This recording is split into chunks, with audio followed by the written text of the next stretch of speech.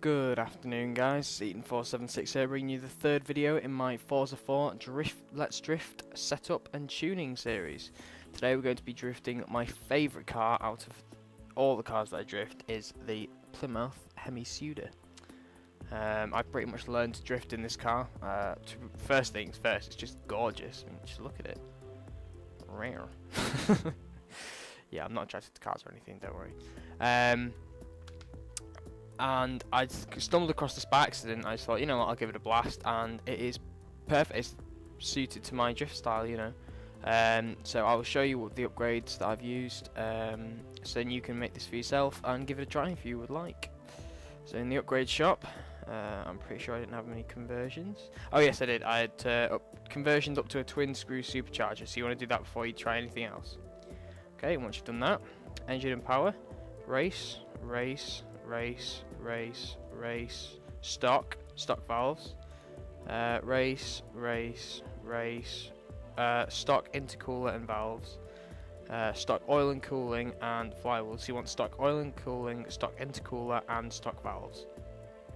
Platform handling, race, race, race, race, that was race, yeah, race, race and race. All race, platform and handling, drive terrain, race, race, race, and race. Okay, in terms of tyre and rims, the tyre compound is street. The width doesn't matter, you can leave it as it is, and the rim size doesn't really matter either. Air and appearance, it doesn't matter either way. I've just used stock. On this, I've given it a rear race wing to sort of give it a bit more stability at the back. And for the hood, you can do whatever you want, but actually I'm going to change that because it gets in the way while I'm driving and using the wheel. Okay, so in terms of parts, that's all for now. To move on to the tuning setup, so I can show you which tunes I use. So we've got 1330 for tyre pressure. We have all the standard gearing, alignment, a minus 1.7 front negative camber and a 0.6 negative rear camber, 0 and 0 on the toe, and 5.0 on the angle. Got 22.0 on the front of the anti-roll bars and 20 on the rear. We have 656.5 on the front and rear, 516.2 on the springs, and 6.2 on both the ride height of the front and the rear. On the rebound stiffness, we've got a 6.3 on the front, 5.6 on the back, and on the bump stiffness, we have a 5.4 on the front and a 4.2 on the rear. Aero, you don't change. Braking, you don't change, and differential, again, you do not change. So now that's all polished off. I'm going to go to test drive and go back to the Suckerbush circuit. And actually, I'm going to do the full circuit this time, just for a bit of differentiate, if you will. I'll say I absolutely love this car. It's my favourite car to drift with. I'm normally pretty spot on with this car. Obviously, I'm still likely to make mistakes, but hopefully there'll be less mistakes in this car than there is in any other. Right, let's roll.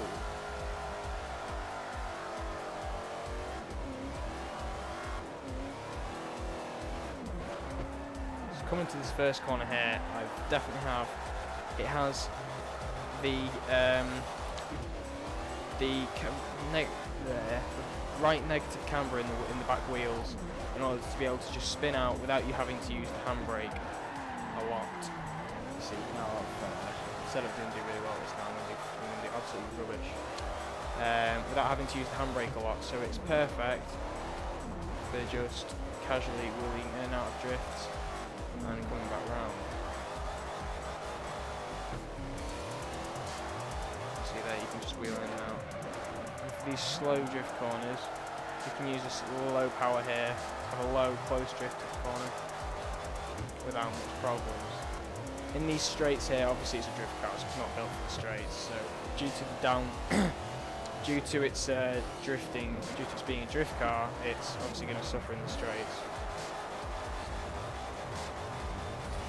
So this is really annoying me now, because I was doing brilliantly before when I was practicing.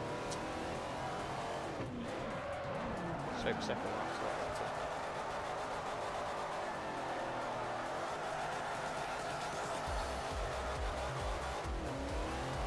Good first corner.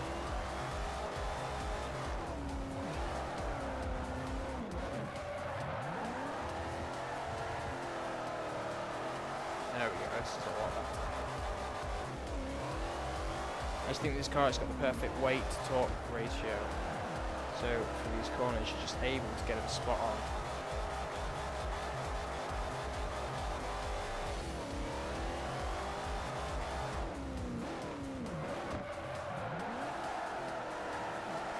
Even for these short corners, you know, you can use the torque to power through the corner without using any momentum. And these longer corners around here, you can use the momentum to go into it. It's a very robust drifting car, I think, and you definitely, you know, it's definitely a beginner's car. See me look in this drift, on long drifts, just about hold it. Yeah, you know, you can hold it just using the torque without having to use the momentum. If I wanted to, I could use the momentum instead of using the torque. So people just starting out and trying to, just about lost that one. Just about learning how to drift and which they like using more. This is the perfect car for them.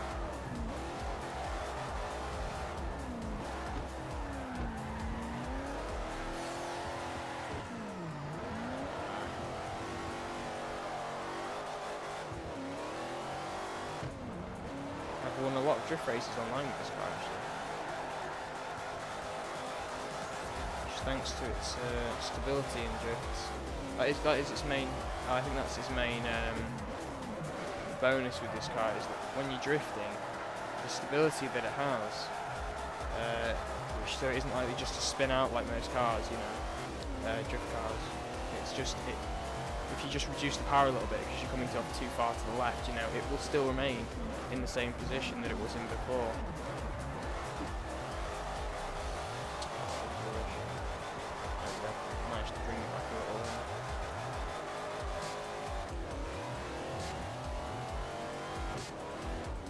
Final lap inside the cockpit, just to show you what it looks like from here.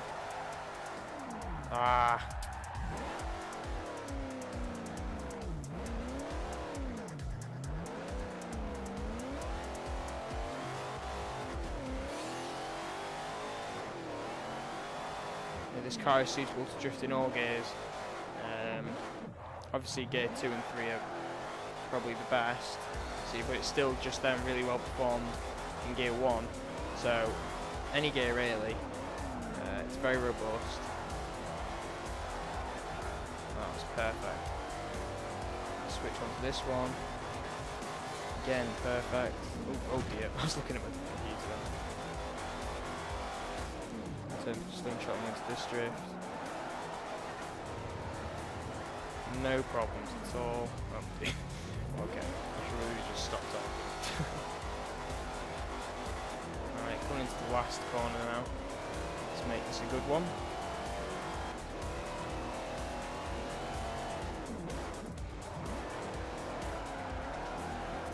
No, that was absolutely pants. Alright, you know what, I'm going to go around again. I want to finish this corner on the ground.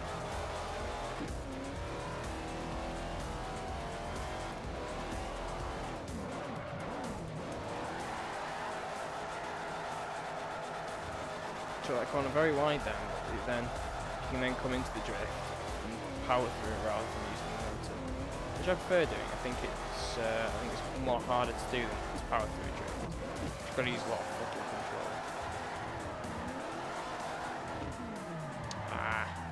If you have your front wheels on the red and white bits on the sides of the corners, it's very easy for your car just to spin out.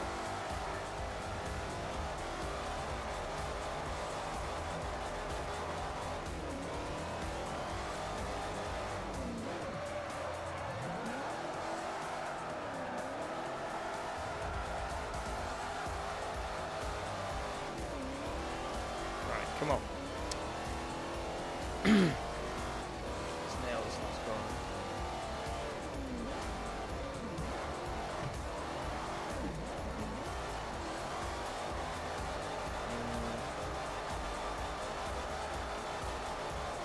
The last bit was okay.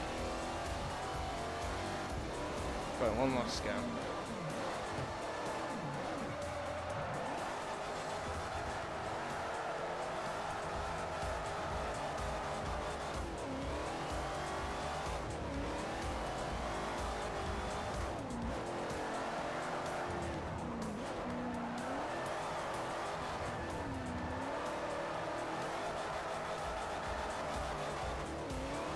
So I definitely recommend this car for any drifting beginners who just want to learn the basics.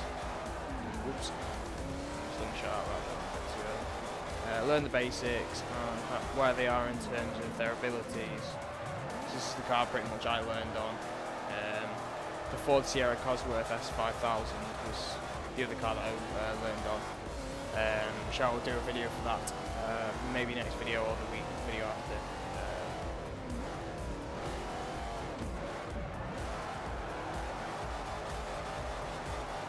Here we go. Here we go. No! Oh, are you kidding me? Oh well. Right, that's it then for now. Yes, I'll do a video on the Sierra Cosworth, maybe next video or the video after, depending on because I'm always looking for new drift cars on the internet and such, so depending on whether I find one, I will do the Ford Sierra Cosworth next video. Thanks for watching, guys. Please comment, rate and subscribe, and please like for more Forza drifting videos in the future. Cheers.